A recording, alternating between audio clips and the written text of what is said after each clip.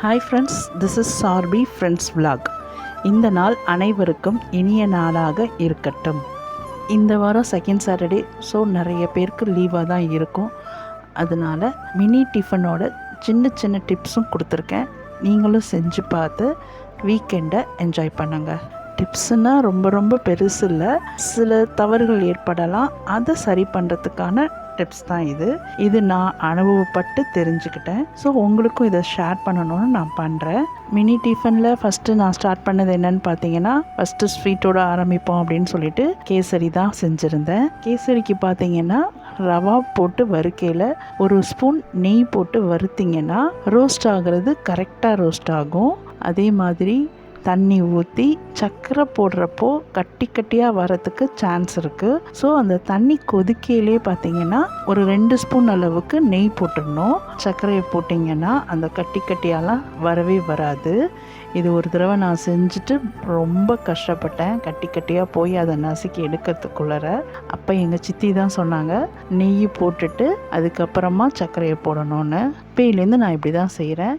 கேசரி கரெக்டாக வரும். அதே மாதிரி ரவா, 1 கப்பு ரவாவுக்கு கேசரிக்கு 1.5 கப்பு தண்ணி கரெக்டாக இருக்கும்.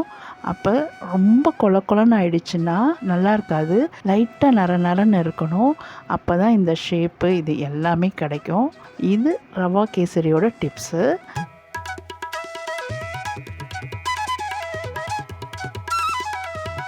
பூரிக்கு பார்த்தீங்கன்னா எல்லா பூரியுமே உப்பி தான் வரும் அப்படின்ற ஒரு டயலாகை நிறைய ஷார்ட்ஸில் பார்த்துருக்கேன். அதே மாதிரி உங்களுக்கும் பூரி உப்பி வரணுன்னா மாவை கொஞ்சம் டைட்டாக பிசையணும். சப்பாத்தி மாவு அளவுக்கு பிசையக்கூடாது.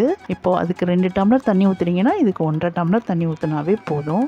அந்த மாதிரி டைட்டாக பிசைஞ்சு வச்சு தேய்க்கிறப்போ ரொம்ப மெல்லீஸாக தேய்க்கக்கூடாது, கரெக்டாக கொஞ்சம் மொத்தமாக தேய்க்கணும். ஸோ அந்த மாதிரி தேய்ச்சிங்கன்னா நீங்கள் போடுற பூரி எல்லாமே உப்பி தான் வரும். ஆஃபீஸு, ஸ்கூலு இந்த மாதிரிலாம் போகிறதுனால ஃபங்க்ஷனுக்கெல்லாம் போகிறதே கிடையாது, ரொம்ப நாள் ஆச்சு. பட் இந்த மாதிரி டிஃபன் ஒரு 5 வெரைட்டி செஞ்சு சாப்பிடணும்னு சொல்லி எனக்கும் தோணுச்சு. பாப்பாவும் செஞ்சு தாங்கம்மான்னு சொன்னால், சரி ஓகே செஞ்சிடலான்னு சொல்லிட்டு செய்ய ஆரம்பிச்சிட்டேன்.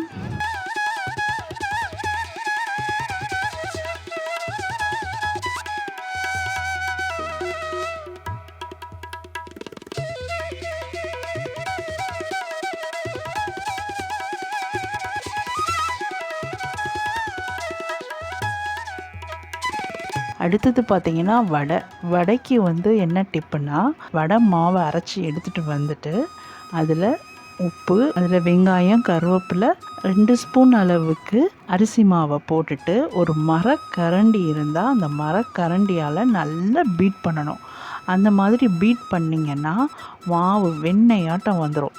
அதை எடுத்து ஃப்ரிட்ஜில் ஒரு 10 நிமிஷம் வச்சுட்டு வடையை போட்டிங்கன்னா இந்த மொறுமொறுப்பான வடையை எங்கேயுமே சாப்பிட முடியாது. அவ்வளோ சாஃப்டாக அவ்வளோ நல்லாயிருக்கும்.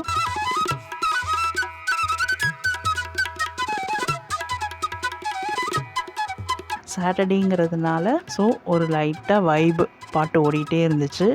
அப்படியே கிரைண்டரில் மாவும் அரைச்சிட்டேன். அன்னைக்கு டே ரொம்ப ரொம்ப பிஸியாக போச்சு. நெக்ஸ்ட்டு பார்த்திங்கன்னா ஒரு சாம்பார், அதுவும் கடையில் வைக்கிற சாம்பாரே வேணும்னு கேட்டால் அதுக்கு நான் சூஸ் பண்ணது தான் இதோட டிப்பு, ஆச்சி ஹோட்டல் சாம்பார் பொடி. நான் ஃபஸ்ட் டைமாக ட்ரை பண்ணேங்க, அவ்வளோ சூப்பராக இருந்துச்சு. அசல் ஹோட்டலில் வாங்கின சாம்பார் மாதிரியே இருந்துச்சு, அவ்வளோ டேஸ்ட்டாக இருந்தது. அந்த இட்லிக்கும் சாம்பாருக்கும் வடைக்கும் ரொம்ப ரொம்ப பிடிச்சிருந்துச்சு.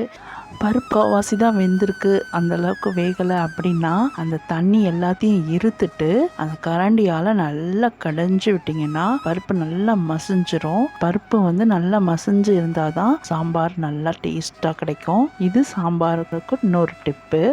எங்கள் வீட்டுக்காரங்கள்ட்ட ஒரு டிஃபன் செஞ்சு கொடுத்தா சூப்பராக இருக்குது அப்படின்னு சொல்லி கேட்டு வாங்குறதெல்லாம் கஷ்டம்தான். இருந்தாலும் அவங்களே வாயை திறந்து சாம்பார் ரொம்ப நல்லா இருக்குன்னு சொல்லிட்டாங்க. எனக்கு ரொம்ப ஆச்சரியமாக இருந்துச்சு, அதே நேரத்தில் சந்தோஷமாகவும் இருந்துச்சு. அடுத்தது பார்த்திங்கன்னா பொங்கல். இந்த பொங்கலுக்கு என்ன டிப்புன்னா, மிளகு கொஞ்சமாக போட்டுட்டு ஜீரகம் நிறைய போடுவேன். ஏன்னா அந்த ஜீரகம் நல்ல டேஸ்ட் கொடுக்கும் பொங்கலுக்கு. ஸோ எப்பொழுதுமே ஜீரகம் நிறைய போட்டால் அது டைஜஷன் ஆகிறது சீக்கிரமாக ஆகிடும். அதனால் பொங்கல் தாளிக்கையில் ஜீரகம் நிறைய போட்டு தாளிச்சிங்கன்னா நல்லா டேஸ்ட்டாக இருக்கும்.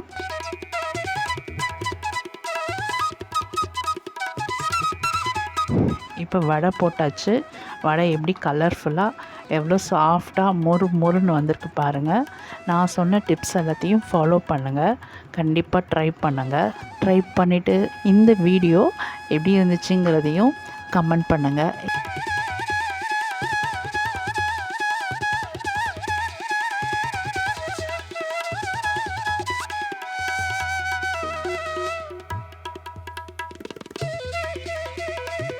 முடிஞ்சதுன்னா கமெண்ட் பண்ணி என்னையும் கொஞ்சம் என்கரேஜ் பண்ணுங்கள். அப்போ தான் என்னோட சின்ன மிஸ்டேக்ஸ் எல்லாம் இருந்தால் கூட தெரிஞ்சுக்க முடியும், கரெக்ட் பண்ணுவேன். ஸோ இந்த வீடியோவோட எண்டுக்கு வந்தாச்சு.